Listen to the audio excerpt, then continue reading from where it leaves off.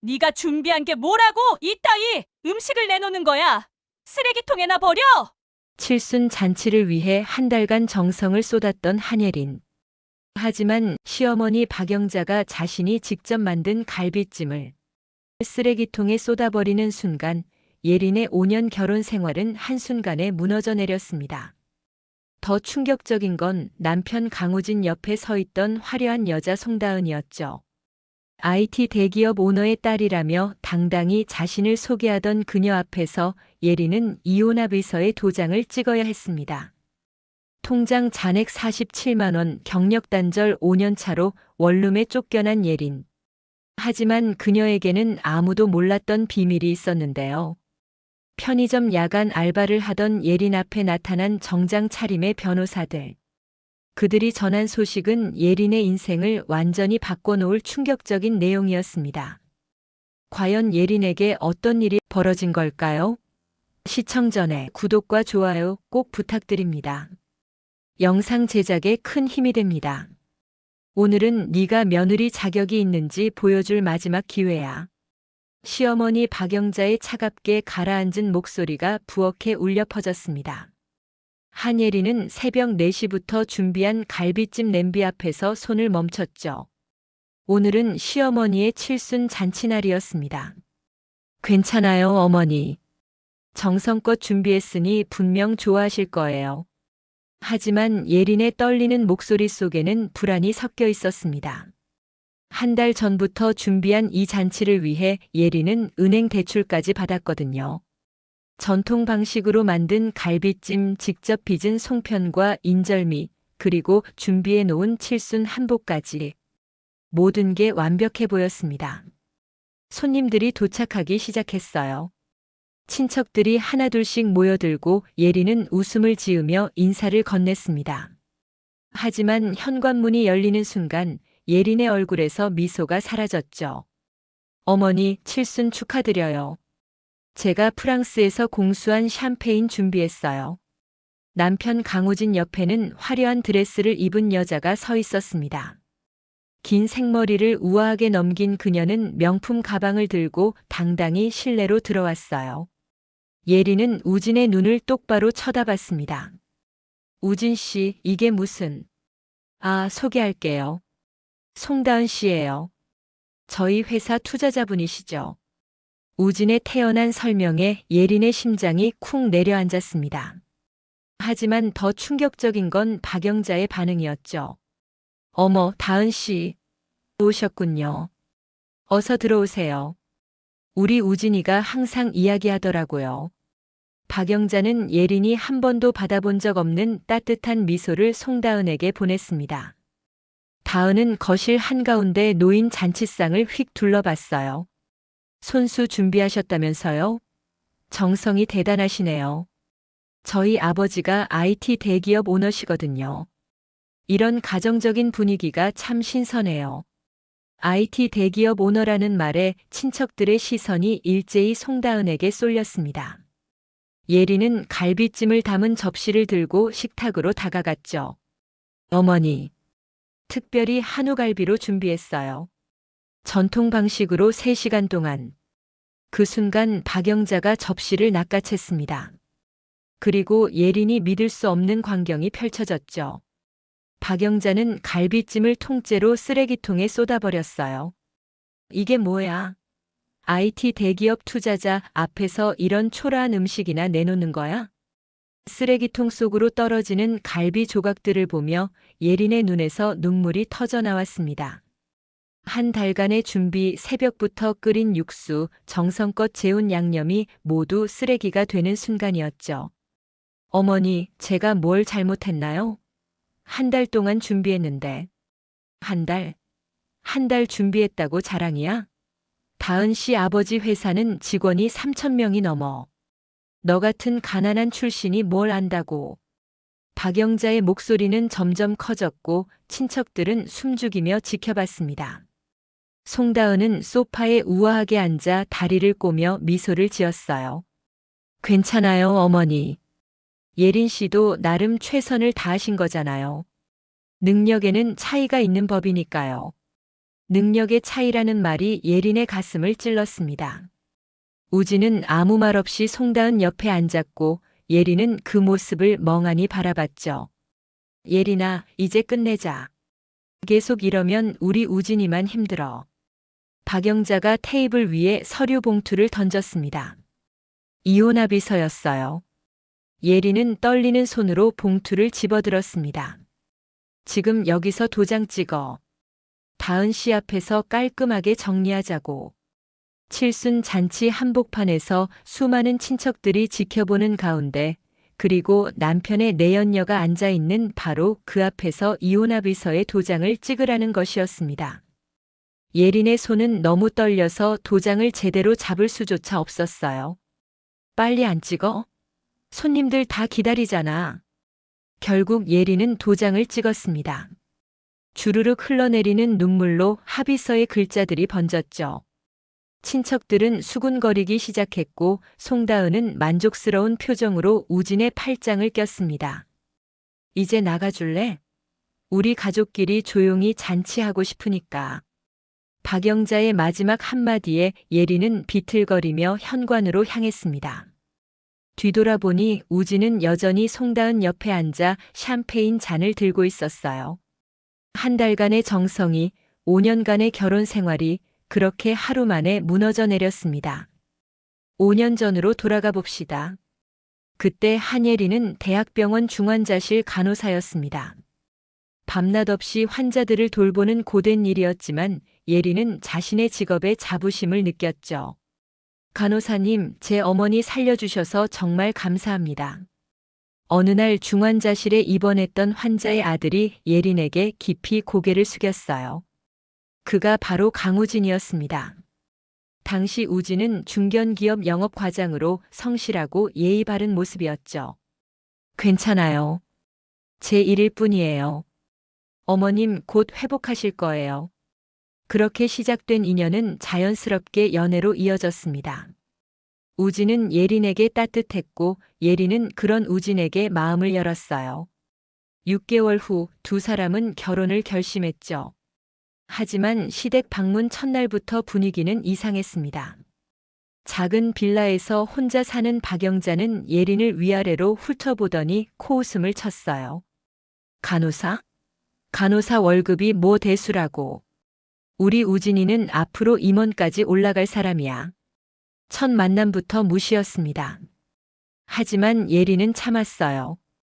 우진이 중간에서 어렵게 조율했고 결국 결혼식을 올렸습니다.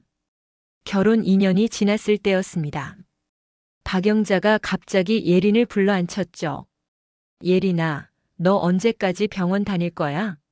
우리 우진이 승진하려면 집안일에 전념하는 아내가 필요해. 요즘 임원들 부인들 다 전업주부거든. 그게 무슨 말씀이세요? 저는 제 일이 좋은데. 좋으면 뭐해? 남편 승진이 중요하지 네 일이 중요해? 시집온 며느리가 그것도 모르냐고. 박영자의 압박은 날이 갈수록 심해졌습니다. 우진도 조심스럽게 말을 꺼냈어요. 여보, 사실 회사에서 승진 대상자 부인들 모임이 있거든. 다들 전업주부라서. 나만 처가 직장 다녀서 좀 그래. 결국 예린은 병원을 그만뒀습니다. 10년간 쌓아온 경력을, 선배들에게 배운 노하우를, 그리고 환자들과의 인연을 모두 포기했죠. 박영자는 만족스러워했습니다. 그래, 이래야 며느리지. 이제부터 우진이 뒷바라지나 제대로 해. 하지만 우진의 승진은 오지 않았어요. 오히려 회사 실적은 계속 나빠졌고 구조조정 소문까지 돌았습니다. 예린은 집안일에만 전념했지만 박영자의 무시는 더 심해졌죠. 밥도 이 모양이야? 옆집 며느리는 식당 차려도 되겠다던데. 그러던 어느 날이었습니다. 예린이 우진의 휴대폰을 충전하려다 메시지 알림을 보게 됐어요. 오빠, 오늘 저녁 어때요? 제가 오빠 좋아하는 레스토랑 예약해뒀어요. 다은 씨? 예린의 손이 얼어붙었습니다. 더 확인해보니 수상한 문자들이 가득했어요. 오빠 덕분에 회의 잘 마쳤어요. 역시 오빠가 최고예요. 주말에 시간 되세요? 제가 새로 산 차 보여드리고 싶어요. 예리는 우진에게 조심스럽게 물었습니다. 여보, 다은이라는 분이 누구예요? 문자를 봤는데. 아, 그냥 회사 거래처 담당자야. 업무 때문에 연락하는 거니까 신경 쓰지 마. 우진의 대답은 너무 태연했습니다. 하지만 예린의 불안은 커져만 갔죠. 그리고 칠순 잔치 한 달 전 병원 동료였던 박하늘에게서 전화가 왔어요. 예린아, 미안한데. 오늘 호텔 로비에서 우진 씨 봤어. 근데 옆에 여자분이랑 있더라. 혹시? 하늘의 목소리는 조심스러웠습니다. 예린은 억지로 웃으며 대답했어요. 아, 회사 일 때문에 그런 거겠지. 걱정 마. 하지만 예린은 알고 있었습니다. 뭔가 잘못되고 있다는 걸. 그래도 칠순 잔치만은 완벽하게 준비하면 시어머니의 마음을 돌릴 수 있을 거라고 믿었죠. 그게 예린의 마지막 희망이었습니다. 칠순 잔치 한 달 전 예린은 계획을 세우기 시작했습니다. 이번만은 시어머니에게 인정받고 싶었거든요. 노트에 빼곡히 적힌 준비 목록을 보며 예린은 다짐했습니다. 갈비찜부터 시작해야겠어. 어머니가 좋아하시는 건 역시 한식이니까. 예린은 시장에 나가 직접 한우갈비를 골랐습니다. 정육점 주인이 놀랄 정도로 좋은 부위만 골라 샀죠. 집에 돌아와서는 갈비를 손질하며 레시피를 여러 번 확인했어요. 3일 동안 재워야 맛이 제대로 배는데 양념 배합이 중요하겠지. 그 다음은 떡이었습니다. 송편과 인절미를 직접 만들기 위해 떡 만드는 법을 배웠어요. 손이 부르트도록 반죽을 치대고 수십 번 쪄내며 연습했습니다. 하지만 가장 큰 문제는 비용이었어요. 예린은 통장 잔액을 확인하고 한숨을 쉬었습니다. 결혼 후 모아둔 돈이 몇백만 원밖에 안 남았거든요. 은행에 가야겠어. 대출받아서라도 완벽하게 준비하자. 예린은 신용대출을 신청했습니다. 500만 원. 칠순 잔치를 위한 돈이었죠. 대출 서류에 도장을 찍으며 예린은 다시 한번 다짐했어요. 이번 잔치가 끝나면 모든 게 나아질 거야. 어머니도 날 인정해 주실 거고 우진이랑 관계도 좋아지겠지. 그렇게 3주가 흘렀습니다. 예린은 한복집을 찾아갔어요. 시어머니 칠순 한복을 맞추러 간 거였죠. 하지만 우진의 태도는 점점 이상해졌어요. 주말마다 회사 일이 있다며 외출했고 집에 들어오는 시간도 늦어졌습니다. 여보, 이번 주말엔 같이 시장 갈 수 있어? 잔치 준비 도와줘. 미안, 회사 미팅이 있어서. 다음에 도와줄게. 우진은 매번 똑같은 대답만 했습니다. 예린은 혼자서 모든 준비를 해야 했죠. 박영자도 별반 다르지 않았어요. 뭘 해도 시원찮을 텐데 뭐. 네가 준비한다고 달라지겠어? 시어머니의 냉소적인 말에도 예린은 포기하지 않았습니다. 오히려 더 완벽하게 준비하려고 노력했죠. 잔치 2주 전 박하늘이 다시 전화를 걸어왔어요. 예린아, 진짜 미안한데. 어제 또 우진 씨 봤어. 강남 호텔 로비에서. 같은 여자랑 있더라. 이번엔 예린도 더 이상 무시할 수 없었습니다. 그 여자 어떻게 생겼어?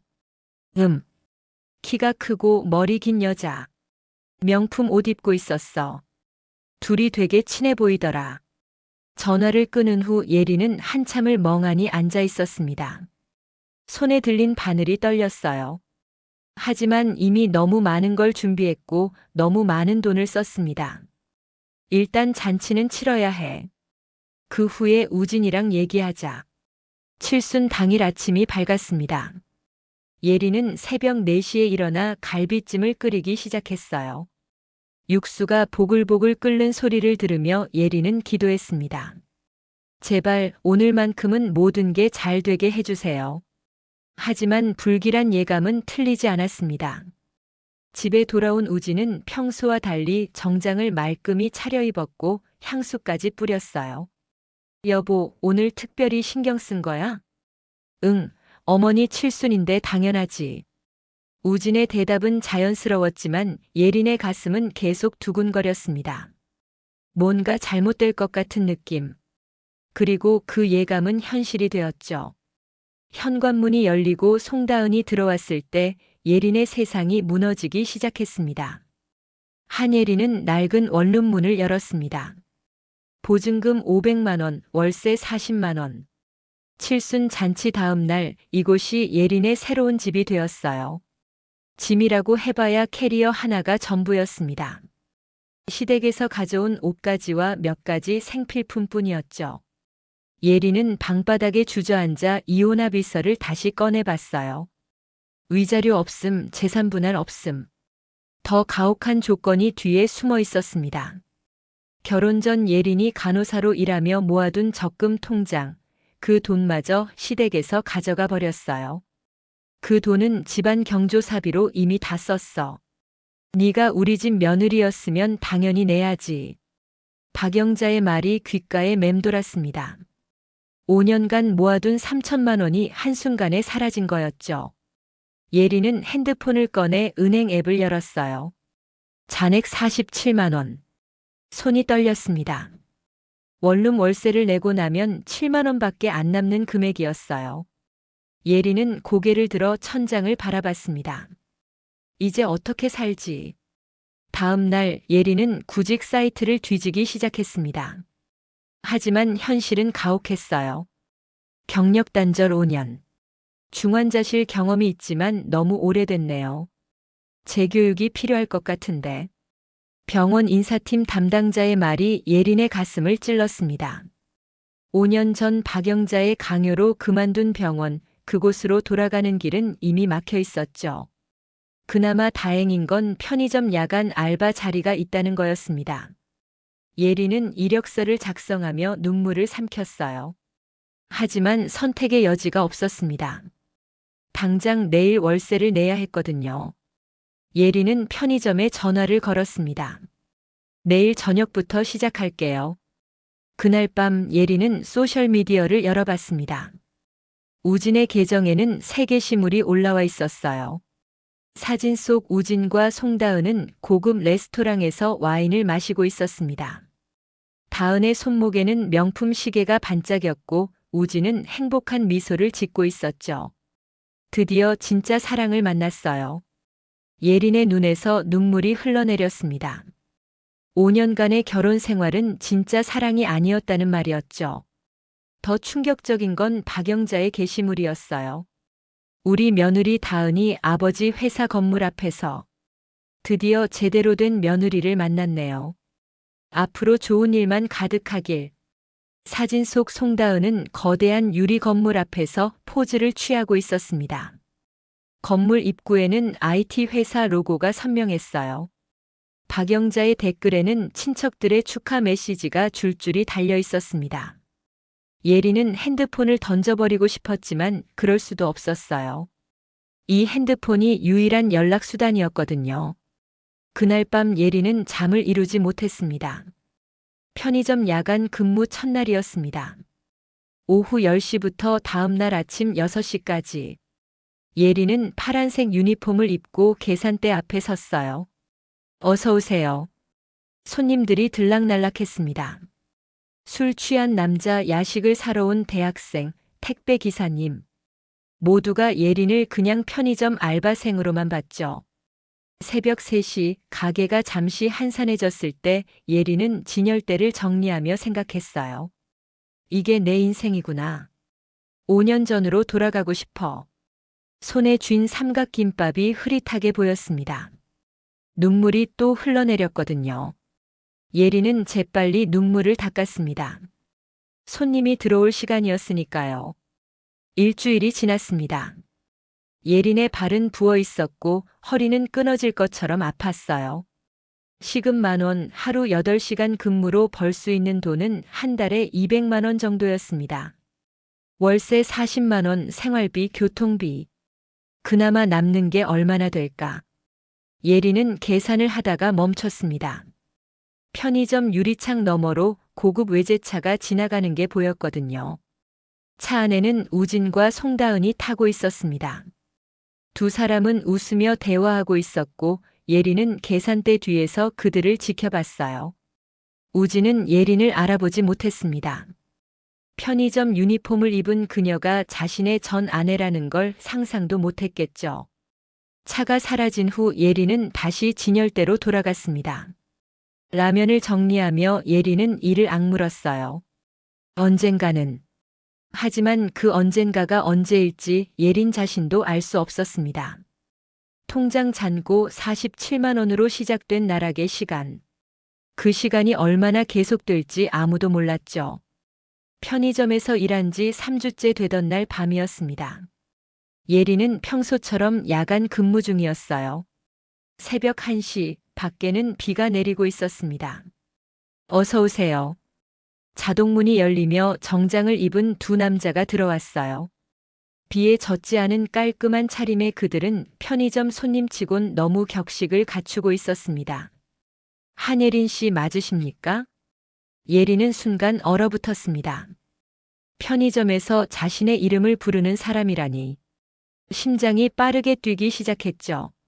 네, 맞는데요. 누구시죠? 저희는 김앤정 법률사무소에서 나왔습니다. 잠시 시간 내주실 수 있으실까요? 한 남자가 명함을 내밀었습니다. 변호사 자격증 번호가 선명하게 적혀 있었어요. 예린은 손이 떨렸지만 애써 침착함을 유지했습니다. 무슨 일로 오신 건가요? 제가 법적 문제라도. 아닙니다. 좋은 소식을 전해드리러 왔어요. 혹시 외할아버지 로버트 한에 대해 들어보신 적 있으신가요? 로버트 한? 예린은 기억을 더듬었습니다. 어머니가 돌아가시기 전 몇 번 언급하셨던 이름이었어요. 어머니가 말씀하시긴 했는데 제가 어렸을 때 미국으로 가셨다고만 들었어요. 맞습니다. 로버트 한 선생님은 미국에서 의료기기 회사를 설립하셨고 지난달 향년 85세로 별세하셨습니다. 변호사의 말에 예린은 가슴이 철렁 내려앉았습니다. 한 번도 만나보지 못한 외할아버지. 어머니가 보고 싶어 하시던 그분이 돌아가셨다니. 그런데 왜 저한테 오신 거죠? 할아버님께서 평생 한국에 계신 외손녀를 찾으셨습니다. 유언장에 한예린 씨를 유일한 상속인으로 지정하셨어요. 예린은 귀를 의심했습니다. 상속인? 한 번도 만난 적 없는 외할아버지가 자신을 상속인으로? 잠깐만요, 제가 뭘 상속받는다는 거죠? 다른 변호사가 서류 가방에서 두꺼운 파일을 꺼냈습니다. 먼저 미국 본사 메디테크 코퍼레이션의 지분 30%입니다. 현재 시가로 약 2천억 원 상당이에요. 예린의 머릿속이 하얘졌습니다. 2천억? 지금 편의점에서 시급 10,000원 받으며 일하는 자신에게 2천억이라니. 그리고 서울 강남에 위치한 메디컬 빌딩도 포함됩니다. 지상 20층, 지하 5층 규모죠. 더 이상 말을 잇지 못했습니다. 예린은 계산대를 붙잡고 겨우 중심을 잡았어요. 마지막으로 현금 500억 원이 미국 은행에 예치되어 있습니다. 모든 상속 절차는 한 달 내로 완료될 예정입니다. 편의점 형광등이 윙윙거렸습니다. 예린은 이게 꿈인지 생시인지 구분할 수가 없었어요. 할아버님께서 남기신 편지가 있습니다. 변호사가 낡은 봉투를 건넸습니다. 예린은 떨리는 손으로 편지를 꺼냈어요. 한글로 쓰여진 할아버지의 글씨가 어머니의 필체와 닮아 있었습니다. 사랑하는 외손녀 예린에게. 나는 평생 너를 찾았단다. 내 어머니가 세상을 떠났다는 소식을 늦게 들었고 그때부터 너를 찾기 시작했지. 미안하구나. 할아버지가 더 일찍 찾지 못해서. 하지만 이제라도 내가 행복하게 살 수 있도록 모든 걸 준비했어. 내 어머니가 간호사의 길을 걷고 싶어 했듯이 너도 의료계에서 일한다는 소식을 들었다. 자랑스럽다. 이 재산으로 내가 원하는 꿈을 이루길 바란다. 사랑한다, 예린아. 할아버지 로버트 한. 편지를 읽으며 예린의 눈에서 눈물이 쏟아졌습니다. 평생 찾아주셨다는 말, 자랑스럽다는 말. 예린은 한 번도 받아보지 못한 사랑이었죠. 상속 절차에 대해 자세히 설명드리겠습니다. 내일 사무실로 방문해 주실 수 있으신가요? 예린은 고개를 끄덕였습니다. 변호사들이 떠난 후 예린은 한참 동안 계산대에 서 있었어요. 창밖으로 비는 계속 내렸고 편의점 형광등만이 그녀를 비추고 있었습니다. 통장 잔고 47만 원에서 수천억 원의 상속인으로, 편의점 알바에서 의료기기 회사 대주주로, 예린의 인생이 완전히 바뀌는 순간이었습니다. 일주일 후 한예린은 서울 강남의 한 고급 오피스텔에 앉아 있었습니다. 변호사들과의 미팅을 마친 후였죠. 상속 절차는 생각보다 빠르게 진행되었어요. 이제 한 씨께서 메디테크 코리아 지점의 대표이사가 되시는 겁니다. 책상 위에 놓인 서류들을 보며 예린은 조용히 미소 지었습니다. 하지만 복수를 위한 미소는 아니었어요. 아직은 때가 아니었거든요. 제 신분은 철저히 비밀로 해주세요. 당분간은 조용히 움직이고 싶습니다. 변호사들이 고개를 끄덕였습니다. 예린은 창밖을 내다봤어요. 저 멀리 보이는 빌딩들 사이 어딘가에 우진의 회사가 있을 거였죠. 다음 날 예린은 사설 조사 회사를 고용했습니다. 목표는 강우진의 회사와 송다은의 아버지 회사를 조사하는 것이었어요. 일주일만 시간을 주세요. 모든 걸 파악해드리겠습니다. 조사 결과는 예상보다 빨리 나왔습니다. 예린은 보고서를 받아들고 천천히 읽기 시작했어요. 강우진의 회사는 심각한 재정난에 시달리고 있었습니다. 대출금 상환이 밀려 있었고 투자자를 찾지 못하면 석 달 내 부도 위기였죠. 더 충격적인 건 송다은의 아버지 회사였어요. IT 대기업이라던 그 회사는 실상 허울뿐인 유령 회사였습니다. 송철수, 다은 씨 아버지로 알려진 인물은 사기 전과 산범입니다. 현재 회사는 빚이 100억 원이 넘고요. 예린은 보고서를 덮으며 냉소를 지었습니다. IT 대기업 오너의 딸, 모두 거짓말이었던 거죠. 그날 오후 예린은 페이퍼 컴퍼니를 설립했습니다. 회사명은 그린 메디칼 인베스트먼트. 겉으로는 평범한 투자 회사였어요. 이 회사 이름으로 강우진 회사 주식을 매입하겠습니다. 변호사가 서류를 준비했습니다. 예린은 조용히 우진 회사의 지분을 사들이기 시작했어요. 30%, 40%, 51%.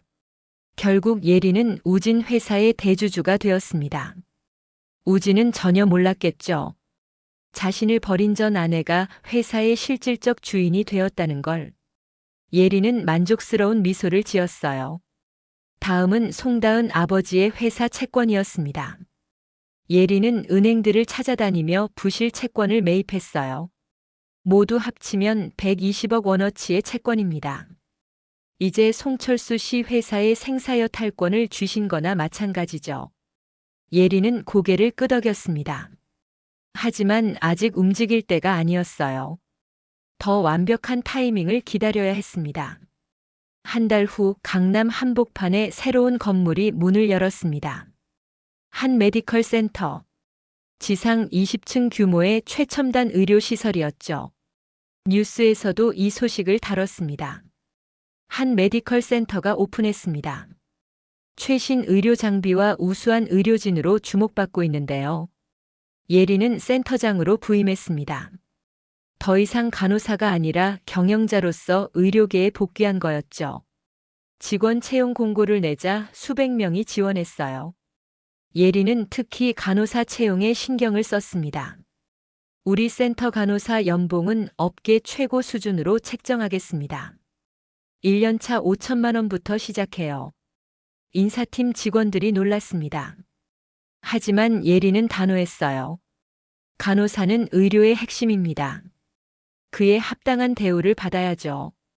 예린 자신이 간호사였기에 누구보다 잘 알고 있었습니다. 밤낮 없이 환자를 돌보는 간호사들의 노고를, 박영자가 무시했던 그 간호사 월급을 예린은 업계 최고로 만들어버렸어요. 오픈 한 달 만에 한 메디컬 센터는 화제가 되었습니다.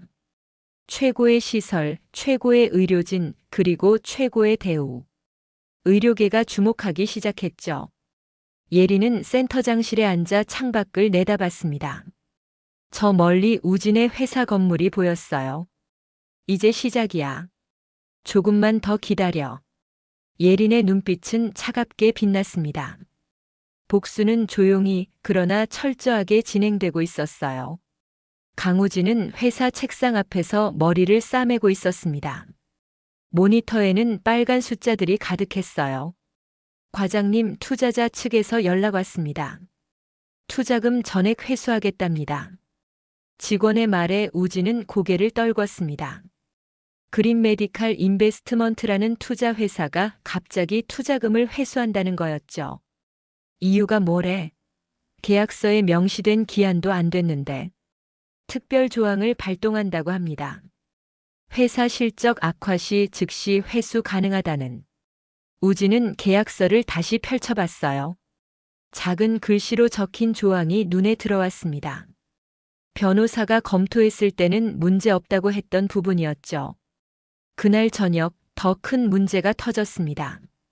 박영자에게서 다급한 전화가 걸려왔어요. 우진아, 공장 건물주가 임대료를 10배로 올린대. 다음 달부터 월 5천만 원이래. 뭐라고요? 그게 말이 돼요? 계약서는요? 재계약 기간이래. 건물주가 바뀌었다나 뭐라나? 이거 어떡하니? 박영자의 목소리는 울먹였습니다. 그 작은 공장이 시댁의 유일한 수입원이었거든요. 더 충격적인 건 우진이 다은에게 전화를 걸었지만 받지 않았어요. 다은아, 무슨 일이야? 연락 좀 해줘. 일주일이 지나도 다은은 나타나지 않았습니다. 우진은 다은의 아버지 회사를 직접 찾아갔어요. 송철수 대표님 계신가요? 로비 직원이 이상한 표정을 지었습니다. 여기 사무실 비운 지 한 달 됐는데요. 채권자들이 매일 찾아오고요. 우진의 심장이 내려앉았습니다. 급히 인터넷을 검색하자 충격적인 기사들이 쏟아졌어요. IT 기업 대표 사기 전과자로 밝혀져. 유령 회사로 수백억 원 편취. 송철수는 사기 전과 3범이었습니다. IT 대기업은 처음부터 존재하지 않았던 거였죠. 우진은 다리에 힘이 풀렸어요. 그 다음 날 경찰서에서 연락이 왔습니다. 강우진 씨, 피해자 조사 받으러 오셔야 합니다. 송다은 씨 관련해서요. 알고 보니 송다은은 결혼 사기 전문범이었습니다. 아버지와 짜고 부유한 남성들에게 접근해 돈을 뜯어내는 수법이었죠. 강 씨 계좌에서 인출된 금액이 총 3억 원입니다. 다은 씨가 투자 명목으로 받아갔다고 하셨죠? 네. 아버지 회사에 투자한다고. 그 돈은 모두 해외로 빠져나갔습니다. 추적이 불가능해요. 경찰의 말에 우진은 주저앉았습니다. 3억 원. 회사 운영 자금으로 빼돌린 돈이었거든요. 박영자도 피해를 입었습니다. 다은을 믿고 투자했던 모든 돈, 그리고 집까지 담보로 잡혔던 대출금. 모두 날아가 버렸어요. 일주일 후 우진의 회사는 파산 신청을 했습니다. 직원들은 밀린 월급도 받지 못한 채 흩어졌죠. 우진은 신용불량자가 되었습니다. 박영자는 집까지 잃고 작은 원룸으로 쫓겨났어요. 70평생 처음 겪는 일이었습니다. 어느 날 밤 박영자는 떨리는 손으로 예린의 번호를 눌렀습니다. 혹시나 하는 마음이었죠. 여보세요? 예린아. 박영자의 목소리가 들려왔을 때 한예린은 잠시 말없이 화면을 바라봤습니다. 휴대폰에 떠있는 발신 번호는 저장조차 되어 있지 않았죠. 누구세요? 모르는 번호네요. 차갑게 한마디만 남기고 전화를 끊었습니다. 한때는 어머니라고 부르며 잘 보이려고 애쓰던 사람이었지만 이제 예린의 마음에는 아무런 미련도 남아있지 않았어요. 다시 전화벨이 울렸지만 예린은 휴대폰을 무음으로 돌려놓고 책상 위에 내려놨습니다.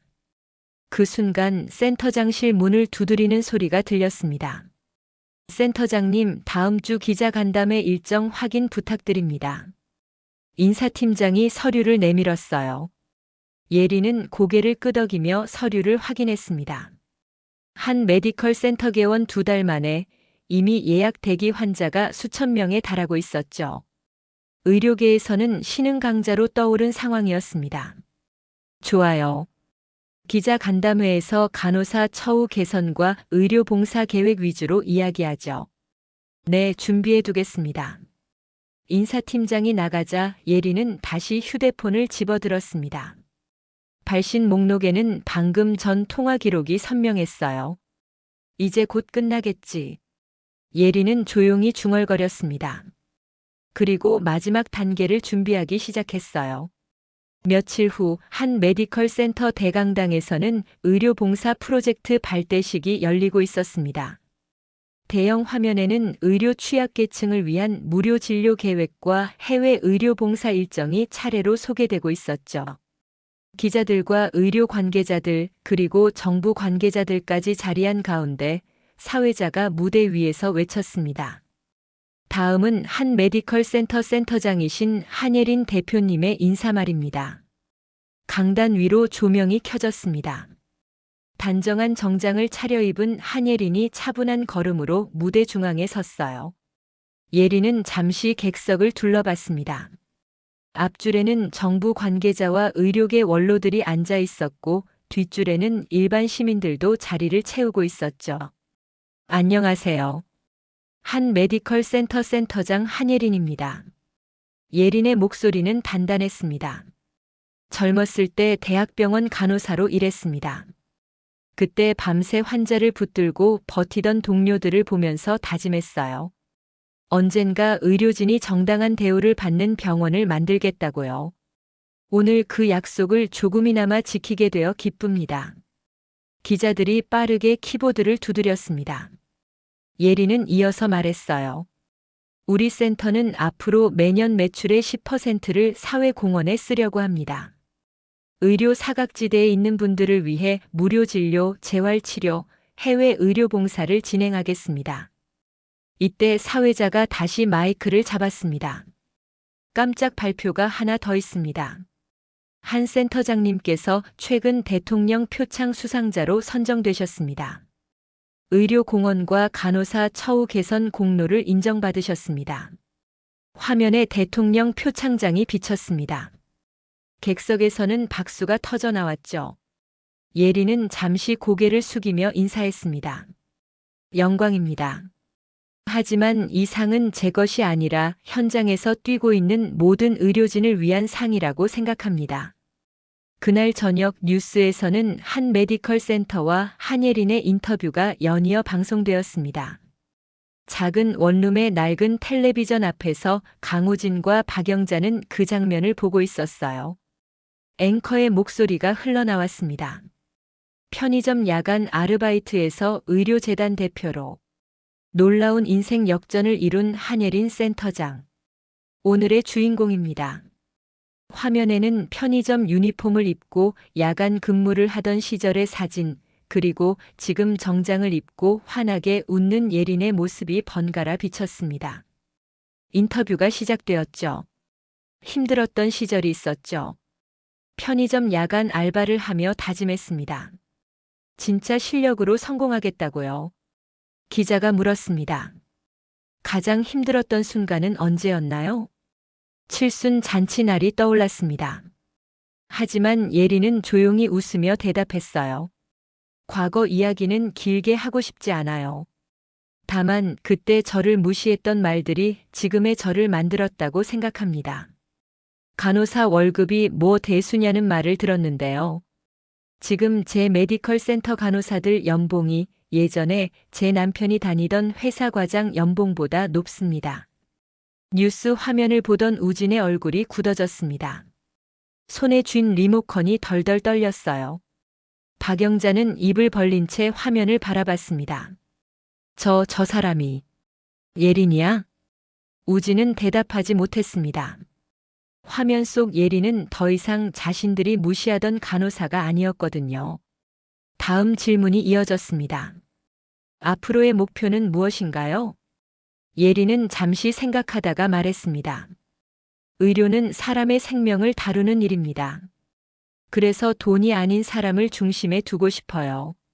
힘든 환경 속에서 일하는 의료진이 웃을 수 있는 병원, 경제적으로 어려운 환자도 치료를 포기하지 않는 병원을 만들고 싶습니다.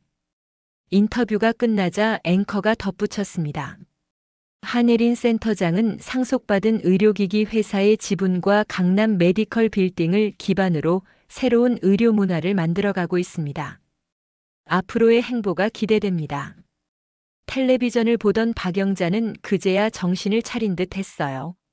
우진아, 우리가 버린 며느리가 저렇게 됐네. 우진은 입술을 깨물었습니다. 머릿속에는 칠순 잔치날의 장면이 떠올랐어요. 쓰레기통에 버려진 갈비찜 눈물을 흘리며 집을 나가던 예린, 그리고 송다은 옆에 앉아 샴페인을 들고 있던 자신의 모습. 몇 날 며칠을 고민한 끝에 우진은 결국 결심했습니다. 직접 찾아가자. 무릎이라도 꿇자. 며칠 후 한 메디컬 센터 앞. 정문 근처에 허름한 옷차림의 두 사람이 서 있었습니다. 하나는 초라한 패딩을 걸친 중년 남자, 하나는 구겨진 코트를 입은 노년의 여인이었죠. 바로 우진과 박영자였습니다. 여기가 예린이가 일하는 데야? 일하는 게 아니라 예린이가 주인인 곳이야. 우진의 목소리는 쓸쓸했습니다. 두 사람은 경비에게 사정을 했고 다행히 예린에게 연락이 닿았습니다. 잠시 후 센터장실 앞 회의실 문이 열렸어요. 들어오세요. 정장 차림의 한예린이 문 앞에 서 있었습니다.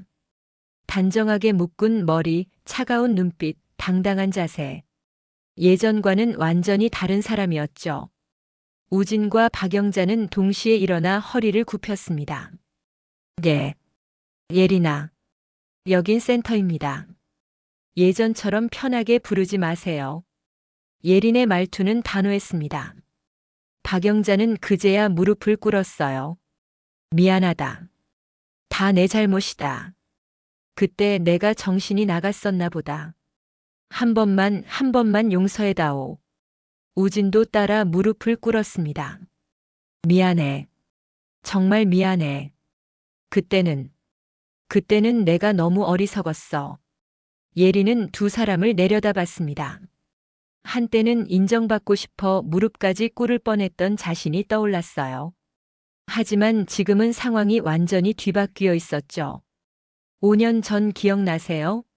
어머니, 제 간호사 월급이 뭐 대수냐고 하셨죠. 박영자는 고개를 들지 못했습니다. 지금 제 메디컬 센터 간호사들 연봉이 예전에 강우진 씨가 다니던 회사 과장 연봉보다 높습니다. 그때 무시하셨던 간호사 월급으로 저는 의료센터를 운영하고 의사와 간호사들을 고용하고 있죠. 박영자의 어깨가 떨렸습니다. 우진은 떨리는 목소리로 물었습니다. 혹시 우리 공장 건물주가 너였어?